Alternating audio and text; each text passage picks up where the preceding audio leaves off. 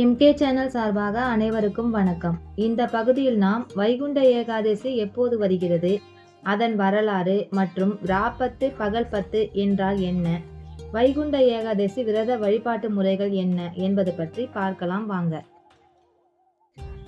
மாதங்களில் நான் மார்கழி என்பது கிருஷ்ண பகவானின் அமுதமொழி. வைகுண்ட ஏகாதசி வருவதால் வைணவர்களுக்கும், ஆருத்ரா வருவதால் சைவர்களுக்கும் உகந்த மாதம்தான் இந்த மார்கழி மாதம். ஏகாதசி திதி தோன்றியதும் இந்த மாதத்தில்தான். வைகுண்ட பதவி தரும் ஏகாதசி தோன்றிய வரலாறு பற்றி பார்க்கலாமா? கிருத யுகத்தில் முரண் என்ற ஒரு அசுரன் இருந்தானாம். இவன் தேவர்கள் உட்பட எல்லாரையும் துன்புறுத்தினான். தேவர்கள் எல்லாரும் போய் மகாவிஷ்ணுவை பிரார்த்தனை செய்தாங்க. அவரும் மனமிறங்கி இவனை சம்ஹாரம் செய்ய புறப்பட்டார். முரணின் படைக்கலங்கள் எல்லாத்தையும் அழிச்சிட்டார் பகவான். சரி, இவன் திருந்துட்டோம், அவனுக்கு ஒரு சந்தர்ப்பம் கொடுக்கலாம் அப்படின்னு நினைச்சாரு. அதனால போர்க்களத்திலிருந்து விலகி பத்ரிகாசிரமத்துல இருந்த ஒரு குகையில் போய் தூங்குவது போல் படுத்துக்கிட்டாரு. ஆனா பகவானை தேடிக்கிட்டு அந்த குகைக்கே வந்துட்டான் முரண். பகவான் தூங்குவதாக நினைச்சுக்கிட்டு அவரை கொல்வதற்காக வாளை ஓங்கினான். அப்போ விஷ்ணுவின் திருமேனியிலிருந்து ஒரு அழகான பெண் தோன்றினார். ஆயுதங்களுடன் காட்சி தந்த அந்த பெண் முரனை போருக்கு அழைக்கிறார். இவன் பெண் என்று அலட்சியமா நினைச்சிட்டு, பெண்ணே உன்னை கொல்ல ஒரே ஒரு அம்பு போதும் அப்படின்னு சொல்லிக்கிட்டே அம்பை எடுக்கிறதுக்கு போறான். அந்த நேரம் அந்த பெண் அப்படின்னு ஒரே ஒரு ஒலி மட்டும்தான் எழுப்பினான். அவ்வளவுதான், முரண் சாம்பலாகி போய்விட்டான். அதே நேரத்தில் எதுவுமே தெரியாதவர் போல் கண் விழித்தார் பகவான். தன் திருமேனிலிருந்து வெளிப்பட்ட சக்தியை பாராட்டி அவளுக்கு ஏகாதசி என்ற பெயரையும் சூட்டி, ஏகாதசியே, நீ தோன்றிய இந்த நாளில் விரதம் இருந்து என்னை வழிபடுபவர்களுக்கு சகல செல்வங்களையும் அருள்வதுடன் முடிவில் வைகுண்ட பதவியையும் அருள்வேன் என்று சொன்னார். வைகுண்ட ஏகாதசி விரதம் குறித்து மற்றொரு கதையும் இருக்கிறது. அது என்னவென்று பார்க்கலாமா? முற்காலத்தில் பிரம்மாவுக்கு அகங்காரம் ஏற்பட்டது. இதை ஒடுக்க நினைத்தார் மகாவிஷ்ணு. தன் காதுகளில் இருந்து மது கைடவர் என்று 2 அசுரர்களை வெளிப்பட செய்தார். அவங்க பிரம்மாவை கொல்ல முயன்ற போது அவர்களை தடுத்த மகாவிஷ்ணு, பிரம்மாவை விட்டு விடுங்கள், நீங்கள் கேட்கும் வரத்தை தருகிறேன்னு சொன்னாரு. ஆனா அதுக்கு அந்த அசுரர்களோ, நீங்க வேணும்னா வரம் கேளுங்க, உங்களுக்கு என்ன வரம் வேணுமோ நாங்க தரோம்னு சொன்னாங்களாம். இவர் யாரு? மகாவிஷ்ணுவாச்ச. மனசுக்குள்ளேயே சிரிச்சபடி, சரிப்பா, எனக்கு என்ன வரம் வேணும்னா என்னாலதான் நீங்க வதம் செய்யப்பட வேணும்ன்ற வரத்தை கொடுங்கன்னு கேட்டாரா. அசுரர்கள் மாட்டிக்கிட்டாங்க. கொடுத்த வாக்க காப்பாத்தணும் தானே, அதனால சமாளிச்சுக்கிட்டு, பகவானே, எங்களுக்கு ஒரு விண்ணப்பம், நீங்க எங்க கூட 1 மாதம் யுத்தம் செய்யணும், அதுக்கு அப்புறமா தான் நாங்க சித்தி அடையணும்னு வேண்டாங்களாம். பகவானும் அப்படியே வரம் கொடுக்கிறாரு. யுத்தத்தின் முடிவில் அவர்களை வீழ்த்தினார் பகவான். பகவானின் மகிமையை உணர்ந்தார்கள் அசுரர்கள். பரமபதத்தில் நாங்கள் நித்திய வாசம் செய்ய வேண்டும் என்று வரத்தை கேட்டாங்களாம். மார்கழி மாத வளர்பிறை ஏகாதசி என்று பரமபதத்தின் வடக்கு வாசலை, அதாவது சொர்க்க வாசலை திறந்து அதன் வழியாக அசுரர்களை பரமபதத்தில் சேர்த்து கொண்டார் பகவான்.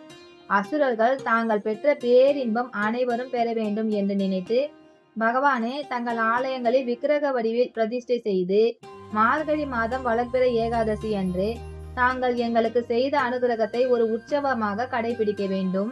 அன்று ஆலயத்தின் சொர்க்கவாசல் வழியாக எழுந்தருளும் தங்களை தரிசிப்பவர்களும் தங்களுடன் சொர்க்கவாசல் வழியாக வெளியே வருபவர்களும் மோட்சம் அடைய வேண்டும் அப்படின்னு ஒரு வரத்தை கேட்கிறாங்க. பரம தயாளனாகிய பகவானும் அவர்கள் கேட்டபடியே வரத்தை கொடுத்தார். ஏகாதசி என்றால் 11 என்று பொருள். ஞானேந்திரியம் 5, கர்மேந்திரியம் 5, மனம் 1 என்னும் 11ம் பகவானிடம் ஈடுபடுவதே ஏகாதசி விரதம். அந்த நாளில் பகவானை மட்டுமே நினைத்து அவன் புகழ் பாடி விரதம் இருந்தால் மனக்கவலைகள் விலகி மகிழ்ச்சியான வாழ்க்கை ஏற்படும். இப்போது நாம் வைகுண்ட ஏகாதசியை முன்னிட்டு நடைபெறும் பகல் 10 ராப்பத்து உற்சவம் பற்றி பார்க்கலாமா? வைகுண்ட ஏகாதசி விழா பெருமாள் ஆலயங்களில் 20 நாட்கள் சிறப்பாக நடைபெறும். வைகுண்ட ஏகாதசிக்கு முந்தைய 10 நாட்களை பகல் 10 என்றும், வைகுண்ட ஏகாதசிக்கு பிறகு வரும் 10 நாட்களை ராப்பத்து என்றும் சிறப்பாக கொண்டாடுகின்றனர். இந்த ராப்பத்து பகல் 10 உருவானதற்கு தனித்தனியே ஒவ்வொரு கதை உள்ளது. முதலில் நாம் ராப்பத்து உருவான கதை பற்றி பார்க்கலாமா? கார்த்திகை திருநாளன்று திருமங்கையாழ்வார் ஒரு முறை திருவரங்கத்திற்கு எழுந்தருளுகிறார். அங்கு பள்ளி கொண்டிருக்கும் ரங்கநாதரை உள்ளம் குளிர கண்ணீர் பெருகி பிரார்த்திக்கிறார். கார்த்திகை திருநாளன்று அழுது தொழுது பெருமானை விண்ணப்பம் செய்து பாடி மகிழ்விக்கிறார். இதில் பள்ளி கொண்ட பெருமான் குளிர்ந்து, அப்பா திருமங்கையாழ்வா, உன்னுடைய பாசுரங்கள் எல்லாம் எனக்கு ரொம்ப பிரியமாயிருக்கு, மகிழ்ச்சியை கொடுக்குது. உன்னுடைய ஆராதனைய நான் மிகவும் விரும்பி ஏத்துக்கிட்டேன். உனக்கு ஏதாவது வரம் தரணும்னு நினைக்கிறேன். உனக்கு என்ன வரம் வேணுமோ கேளுன்னு சொன்னாராம். இதுக்கு உடனே திருமங்கையாழ்வார் சொல்றாரு, ஆமா சாமி, நானும் உங்ககிட்ட ஒரு விண்ணப்பம் கேட்கதான் திருவரங்கத்திற்கு வந்திருக்கிறேன்னு. நீ கேட்டு நான் செய்யாம இருப்பேனா? நீ என் மீது கொண்ட அளவற்ற அன்பும் பாசமும் எனக்கு மட்டும் இல்லை, இந்த உலகத்துக்கே தெரியும். கொள்ளையடிச்சு நான் கோயில் கொண்டிருக்கும் இடத்த கட்டின ஆளாச்சே நீ. வழிப்பறி செய்தேனும் பெருமானுக்கு திருப்பணி செய்தாக வேண்டும் என்கிற வைராகியத்தோடு வாழ்ந்தவன் நீ. அப்படிப்பட்ட நீ கேட்டு நான் இல்லைன்னு சொல்வேனா? என்ன விண்ணப்பம் வேணுமோ கேளுன்னு சொன்னாரா ரங்கநாதர். பெருமாளே, இந்த 4000 திவ்ய பிரபந்தத்தில் நம்மாழ்வார் அருளி செய்த 1000 பாசுரங்களும் அமுதத்திலும் அமுதமானவை. அந்த 1000 பாசுரங்களையும் நீ விண்ணப்பம் செய்யணும். வருடந்தோறும் நீ அதனை கேட்டு மகிழணும் சுவாமின்னு திருமங்கையாழ்வார் கைகளை கூப்பி கேட்கிறாரு. என்ன ஒரு பெருந்தன்மை பாருங்க இவருக்கு. தான் எழுதிய பாசுரங்களை பெருமாள் தினமும் கேட்கணும்னு இவர் வரம் கேட்கல. நம்மாழ்வார் அருளிய பாசுரங்களை தான் பெருமாள் கேட்கணும்னு வரம் கேட்கிறார். உடனே பெருமாள், ஆஹா, பாசுரங்களை கேட்கறது எனக்கு அலாதி பிரியம். கேட்கறதுக்கு நான் தயாரா இருக்கேன். ஆனா அதனை கேட்கறதுக்குன்னு ஒரு நாள் வேண்டாமா? அந்த நாள் எந்த நாள், அதையும் நீயே சொல்லுன்னு சொல்றாரு பெருமாள்.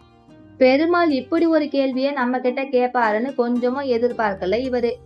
பாசுரங்களை பெருமாள் கேட்க சிறந்த நாள் என்னன்னு யோசிக்கிறாரு. யோசிச்சு பகவான் கிட்ட, சுவாமி, மார்கழி மாதத்தில் ஏகாதசிக்கு பிறகு வரும் 10 நாட்களை கணக்கீடு செஞ்சு நாள் ஒன்றுக்கு 100 பாடல்கள் வீதம் 10 நாட்களை நீங்க 1000 பாடல் கேட்டுடலாம். உங்களுக்கு சிரமமே இருக்காது, பாசுரம் சொல்றவங்களுக்கும் சிரமம் இருக்காதுன்னு சொன்னாரு. பேஷா செஞ்சிடலாமே, இந்த பாசுரம் நடைமுறைக்கு ஏதாவது ஒரு பேர் வைப்போம்னு சொன்னாரு பெருமாள். வைக்கலாமே, ராப்பத்து என்று பேர் வைப்போம்னு முடிவாச்சு.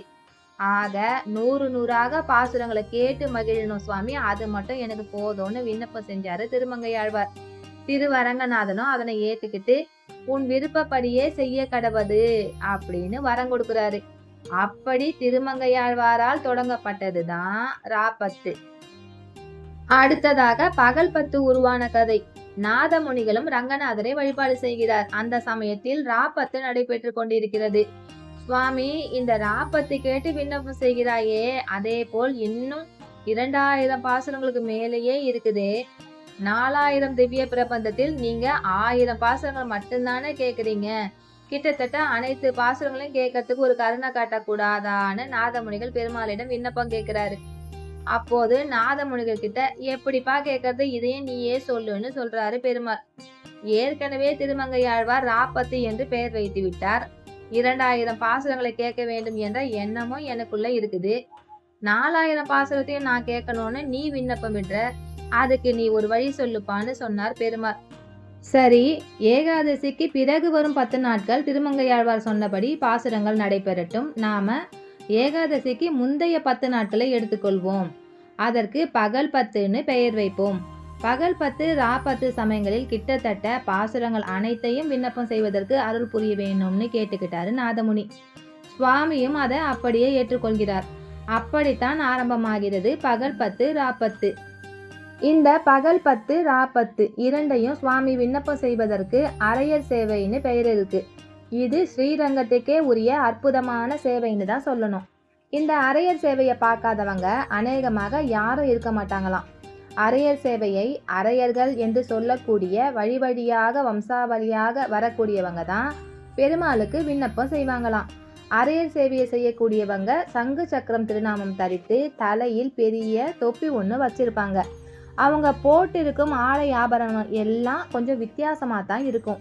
நான் படத்தில் காட்டியிருக்கேன் பாருங்க, இவங்களை தான் அரையர்கள்னு சொல்லுவாங்க. இவைகளை எல்லாம் அணிந்து கொண்டு பாசுரங்களை முத்தமிழாக பெருமாளுக்கு விண்ணப்பம் செய்வாங்க. அதாவது இயல் தமிழ், இசைத்தமிழ், நாடகத்தமிழ் என்று சொல்லக்கூடிய பாடி நடித்து ஆடி பாசுரங்களை பெருமாளுக்கு விண்ணப்பம் செய்வாங்க. இந்த மூவண்ணமாக விண்ணப்பம் செய்வதற்கு தான் அரையர் சேவைன்னு பெயர். பாசுரங்களை கை கட்டிக்கிட்டு சொன்னா அது ஏழ் தமிழ் என்று சொல்லலாம். இதையே பாடுவதாக இருந்தால் இசைத்தமிழ், நடனமாடி நடித்து காட்டுவதற்கு நாடக தமிழ். இப்படியாக இந்த மூன்றையும் சேர்த்து செய்பவர்களுக்கு அரையர்கள், அதாவது அறைதல் என்பதன் பொருள் விண்ணப்பித்தல் என்பது. இறைவனது திருச்செவிக்கு விண்ணப்பம் செய்வதால் இதற்கு அரையர் சேவை என்று பெயர் வந்ததாம்.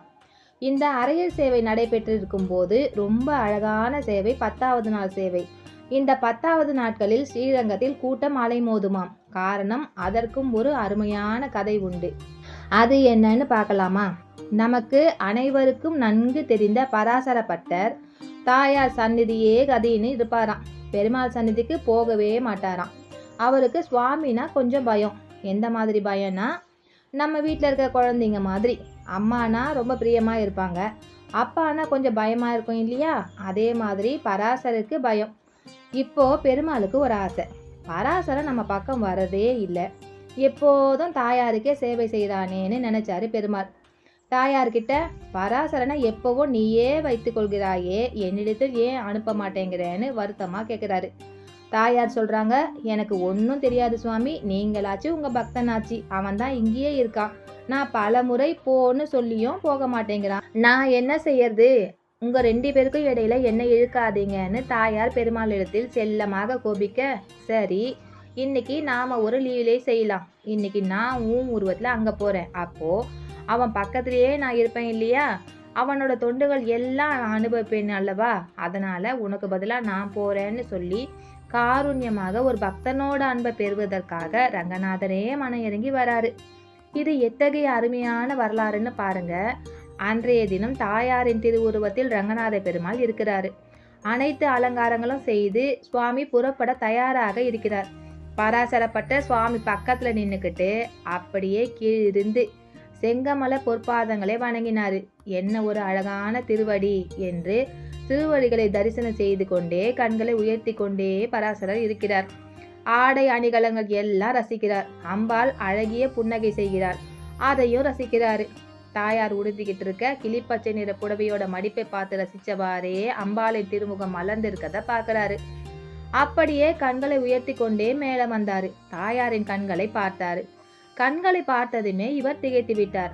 ஏன்னா நம்ம வழக்கமாக பார்க்குற கண்கள் இது இல்லையே, கண்கள் ஏதோ வித்தியாசமா இருக்கு. அம்பாளுக்கு கண்கள் எப்போதும் இப்படி இருக்காதே, இது அம்பாள் தானா? ஒரு கண் கோபமாக இருக்கு, ஒரு கண் சாந்தமாக இருக்கு, இப்படி பெருமாளுக்கு தானே இருக்கும். பகைவர்கள் திடீர்னு வந்துட்டா அவனுக்காக கோபமான கண்ணும் பக்தனுக்காக சாந்தமான கண்ணும் உடையவர் தான் அந்த கமலக்கண்ணன். ஆமா, இவர் அந்த கமலக்கண்ணனே தான். நம்ம வழிபடுகின்ற தாயார் இல்லைன்னு உணர்ந்துட்டாரு பராசரப்பட்டர். பெருமாளே, நீ என்னை சோதிக்கிறதுக்காக தான் வந்திருக்கிறியான்னு அவரோட திருவடிகளை பற்றி கண்ணீர் விட்டு கதறி அழுதாரு இவரு. உடனே திருவரங்கநாதன் காட்சி கொடுத்து சொல்றாரு, அப்பா பராசரா, தினமும் தாயாருக்கே சேவைகள் செய்யறியே, இன்னைக்கு ஒரு நாள் எனக்கு சேவை செய்யக்கூடாதா? நான் உன் பக்கத்திலேயே இருக்கக்கூடாதா? உனக்காகத்தானே நான் ஆசைப்பட்டு வந்திருக்கேன்னு பராசரனுக்காக தாயார் ரூபத்தில் காட்சி கொடுத்த அந்த திருநாள் தான் 10வது திருநாள். அன்று பெருமாள் மோகினி அலங்காரத்தில் சேவை சாதிப்பார். பரமபத வாசலை கடந்து விட்டாலே சொர்க்கம் நிச்சயம்னு ஒரு தவறான கருத்து இருக்கு. இதை ஒரு அழகான சேவைகளாகவே பெருமாள் காட்டுவார். ஸ்ரீரங்கத்தில் பரமபத வாசல் திறக்கும் சம்பவத்தை ரங்கநாதரின் அரையர் சேவை என்றே சொல்லலாம். ரங்கநாதர் அரையர் சேவையை சாதிக்கும் நாள் எதுன்னு சொன்னா அது வைகுண்ட ஏகாதசி தான். அன்றைய தினம் எப்படியெல்லாம் பெருமாள் சொர்க்கவாசல் வழியாக வருகிறார் என்பதை இப்போது நம்ம வர்ணித்து பார்க்கலாம். வைகுண்ட ஏகாதசி நாளன்று விடியற் காலையில் பரமபத வாசல் அலங்காரத்துடன் மூடி வச்சிருப்பாங்க. அதுக்கு உள்ள ரங்கநாத சுவாமி ரத்தின அங்கி சாற்றி மிக அழகாக தன்னோட பக்தர்களுக்கு காட்சி கொடுக்க தயாரான நிலையில இருக்காரு. அப்போ அங்க ஒரு கிணறு இருக்கும். அது விரஜா நதிக்கு சமமான கிணறு. அதன் தாத்பரியம், ஒரு ஆன்மா வைகுண்ட பதவி போகிறதுக்கு புறப்பட்டு விட்டது. அப்படி புறப்பட்ட ஆன்மாவின் ஸ்வரூபமாக எழுந்தருபவர் தான் பெருமாள். அவர் போகும்போது அந்த விரஜா நதியை தாண்டி தான் போகணும். அங்க நீராடி விட்டு ஆன்மாக்கள் பயணிக்கிறது. சுவாமி அங்க நீராட்ட முடியாதுன்ற காரணத்தால கிணத்துக்கு பக்கத்துல சுவாமியை நிறுத்தி அந்த தண்ணீரை எடுத்துட்டு வந்து விரஜா நதிக்கு ஒப்பாக வேத மந்திரங்களை உச்சரித்து அந்த நீரை மாற்றி சுவாமியின் பாதங்களில் சமர்ப்பணம் செய்து அதன் பின்னர் தான் அங்க அதனை கடந்து வருவாரு. இப்போது அந்த விரஜா நதியினை ஆன்மா கடந்தாகிவிட்டது. அதாவது ஆன்மாவின் ஸ்வரூபமாக எழுந்தருளி இருக்கும் பெருமாள் கடந்து விட்டார். இதற்கு பின்னர் பெருமாள் எப்படி வருவார் என்றால், இவ்வளவு நேரம் மெதுவாக ராஜநடையிட்டு வருபவர் அதற்கு பிறகு சுவாமி மிகவும் வேகமாக வருவாராம். அப்படியே அந்த பரமபத வாசல் திறக்கப்படும். அதன் வழியாக ராஜாதிராஜன் ரங்கராஜன் வெளியே வருவார். பக்தர்கள் எல்லாரும் இவரை பார்த்து ரங்கா ரங்கா என்று பக்தி பரவசத்தில் முழக்கமிடுவார்கள். கோவிலில் உள்ள சொர்க்கவாசல் இடத்தில் எங்கெங்கோ உள்ள பக்தனுக்கும் காட்சி கொடுப்பார். எப்படி என்றால், சொர்க்கவாசல் வழியாக பெருமாள் அங்கும் இங்கும் கிடுகிடுவென ஓடுவாராம். ஆகையால் எங்கு நின்று பார்த்தாலும் பெருமாள் காட்சி கொடுப்பாராம். கிட்டத்தட்ட அரையர் சேவை எப்படி நடைபெறுகிறதோ அதே போலவே வைகுண்ட ஏகாதசி அன்று பெருமாள் பரமபதர் வாசல் வழியாக வருவதும் இருக்குமாம். 1 மணி நேரத்திற்கும் மேலாக பக்தர்களுக்கு ரங்கநாதன் காட்சி கொடுப்பார்.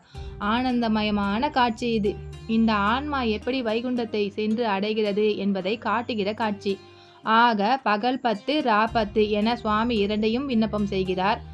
ஆழ்வார்களின் பாசுரங்களில் சொல்லியிருப்பது போல நமது மனதில் உள்ள மன மாய அழுக்குகளை நீக்கி யாருக்கும் துன்பம் செய்யாமல், யார் மனதையும் புண்படுத்தாமல் ஒருவர் அழிய வேண்டும் என்கிற எண்ணத்தை விடுத்த ஆன்மாவானது விரஜா நதியில் நீராடி தன்னை புதுமைப்படுத்திக் கொண்டு தூய்மைப்படுத்திக் கொண்டு பெருமானை தேடி போகின்ற போது அந்த ஆன்மாவை தன் வாசலுக்கு அழைத்துக் கொள்கிறார் எம்பெருமான். இதுதான் வைகுண்ட வாசலுடைய தாத்பரியம். மேலே சொன்ன குணங்களை எல்லாம் நாம் வளர்த்து கொண்டு சொர்க்கவாசல் வழியாக நுழைந்தோம் என்றால் பரமபதத்தில் நிச்சயமாக நமக்கும் இடம் கிடைக்கும். நாளை 30/12/2025 செவ்வாய்க்கிழமை அன்று வைகுண்ட ஏகாதசி வருகிறது. ஏகாதசி விரதம் இருப்பவர்கள் அதற்கு முன்தினமான தசமி நாளில் ஒருவேளை மட்டும் சாப்பிட்டு விரதத்தை துவங்க வேண்டும். ஏகாதசி அன்று அதிகாலையில் எழுந்தவுடன் குளித்து இறைவனை வழிபட்டு விரதத்தை துவங்கலாம். ஏகாதசி திதி முழுவதும் உணவு சாப்பிடாமல் இருக்க வேண்டும். குளிர்ந்த நீரை மட்டும் பருகலாம். எந்த காரணத்தின் போதும் ஏகாதசி அன்று துளசியை பறிக்கக்கூடாது. பூஜைக்கான துளசியை முதல் நாளே பறித்து வைத்து கொள்ள வேண்டும். மேலும் 7 முறை துளசி இலையை மட்டும் சாப்பிடலாம். ஏனென்றால் துளசி இலை வெப்பம் தரக்கூடியது. மார்கழி மாதம் குளிர்காலம் என்பதால் உடலுக்கு வெப்பம் கிடைக்க துளசியை சாப்பிடலாம். முழு நாளும் உணவு சாப்பிடாமல் இருக்க முடியாதவர்கள் பழங்கள், நிலக்கடலை, பால், தயிர் போன்றவற்றை இறைவனுக்கு படைத்து பிறகு உண்ணலாம். இரவு முழுவதும் கண் விழித்து புராண நூல்களை படிப்பதும், விஷ்ணு சகஸ்ரநாமம், விஷ்ணு பாடல்கள் மற்றும் துதி முதலியவற்றை ஓதுவதுமாக இரவு பொழுதை தூங்காது கழிக்க வேண்டும். மறுநாள் துவாதசி அன்று காலையில் 21 வகை காய்கறிகள் உணவில் இடம்பெற வேண்டும். இதில் அகத்திக்கீரை, நெல்லிக்காய், சுண்டைக்காய் அவசியம் இடம்பெற வேண்டும். துவாதசி அன்று அதிகாலையில் உணவு அருந்துவதை பாரணை என்று சொல்வார்கள். துவாதசியில் அதிகாலையில் உணவு சாப்பிட்ட பிறகு அன்று பகலிலும் உறங்கக்கூடாது. அதாவது நாளை மறுநாள் புதன்கிழமை அன்று பகலில் தூங்கக்கூடாது. ஏகாதசி விரதம் 10வது திதியாகிய தசமி, 11வது திதியாகிய ஏகாதசி, 12வது திதியாகிய துவாதசி என்று 3 திதிகளிலும் மேற்கொள்ளும் விரதம். வைகுண்ட ஏகாதசி விரதம் இருப்பவர்கள் பாவம் அனைத்தும் நீங்க பெற்று வைகுண்டம் சேர்வார்கள். மேலும் சகல சௌபாக்கியங்களும் ஆரோக்கியமான உடல் நலத்தையும் பெறுவார்கள். இந்த பகுதி உங்களுக்கு பிடிச்சிருந்தா லைக் பண்ணுங்க, கமெண்ட் பண்ணுங்க, சப்ஸ்கிரைப் பண்ணுங்க. நன்றி, வணக்கம்.